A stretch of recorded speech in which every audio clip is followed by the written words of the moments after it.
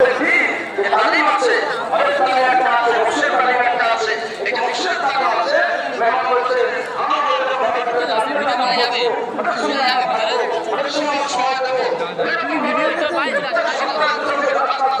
আমরা সেখানে মদন করবো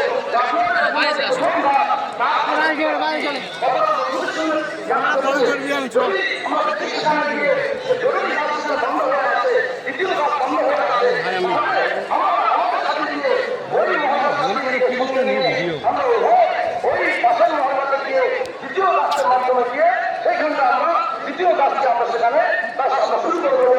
এইরকম ভাবে নেমে বলছে আমাদের প্রত্যেকটা কাজ ওই ভাইদের সঙ্গে নিয়ে হবে, এমন যেন না হয় তাদের কাজ আলাদা হচ্ছে, তাদের মুলাকাত আলাদা হচ্ছে, আমরা আমাদের মুলাকাত আলাদা করছি, এইরকম ভাবে নয়। বরং যেমন মহব্বতের সঙ্গে মিলে ঝুলে সমস্ত কামকে বন্ধ হবে।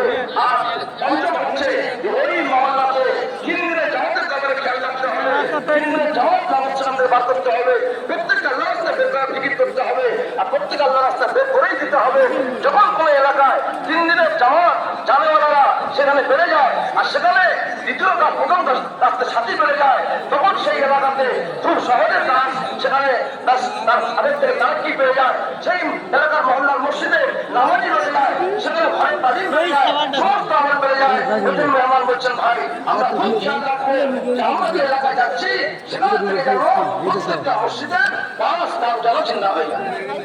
नफरत तस्वीर अल्लाह के रास्ते में करना है, खसूसी गज, अमूमी गज, तालीमी गज, वसूलियाबी का गज भी करना पड़ेगा।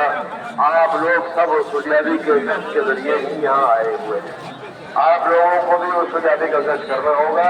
फिर इंशाअल्लाह आप देखेंगे लोग बिस्तरे लेकर मस्जिद को आवेंगे और अल्लाह के रास्ते में रवाना होंगे। হ্যাঁ ভাই বলছেন আমরা যখন আল্লাহ রাস্তায় বের হয়ে আসি আমাদের প্রত্যেক দিন আমাদের তালিম